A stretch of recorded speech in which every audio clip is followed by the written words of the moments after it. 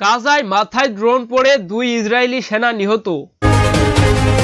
ফিলিস্তিনের অবরুদ্ধ গাজা উপত্যকায় মাথায় ড্রোন ভেঙে পড়ে দখলদার ইসরায়েলের 2 সেনা নিহত হয়েছেন। এছাড়া আহত হয়েছেন আরও 8 জন। তাদের মধ্যে একজনের অবস্থা বেশ গুরুতর।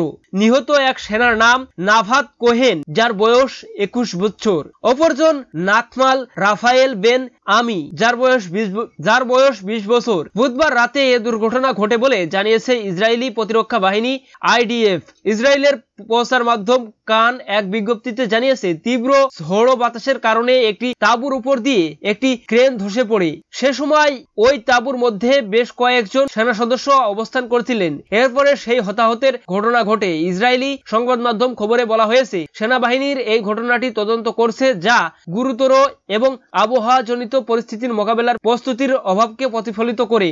গাজায় 1 বছরের বেশি সময় ধরে ধ্বংসযজ্ঞ চালাচ্ছে ইসরায়েলি বাহিনী। এখানে বর্তমানে যুদ্ধবিরতি চলছে, তবে পুরো গাজা এখন ধ্বংসস্তূপ ছাড়া আর কিছুই চোখে পড়বে না। যেখানেই চোখ যায় সেখানেই ধসে পড়া বাড়িঘর আর হত্যাযজ্ঞের চিহ্ন পড়ে চোখে। যুক্তরাষ্ট্রে এবার 2 বিমানের সংঘর্ষ। একের পর এক বিমান দুর্ঘটনার সাক্ষী হচ্ছে যুক্তরাষ্ট্র।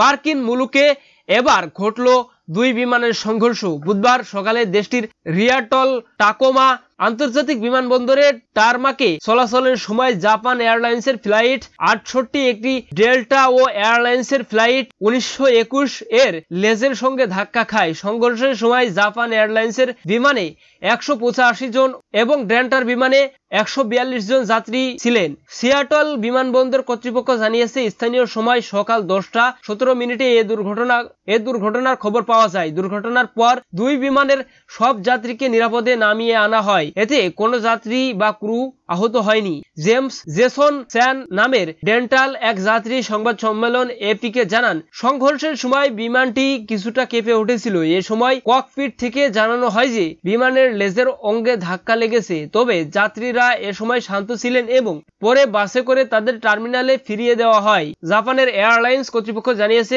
তাদের বোয়িং 787 বিমানটি টোকিওর নারিতা আন্তর্জাতিক বিমানবন্দর থেকে সিয়াটল টাকোমা আন্তর্জাতিক বিমানবন্দর আসার পর ট্যাক্সি করার সময় ডেল্টার বিমানের লেজের সঙ্গে ধাক্কা লাগে। দর্শক, এই ছিল আজকের সর্বশেষ আপডেট নিউজ। সকল প্রকার আপডেট নিউজ সবার আগে পেতে আমাদের চ্যানেলটি সাবস্ক্রাইব করে পাশে থাকুন। ধন্যবাদ সবাইকে। আল্লাহ হাফিজ।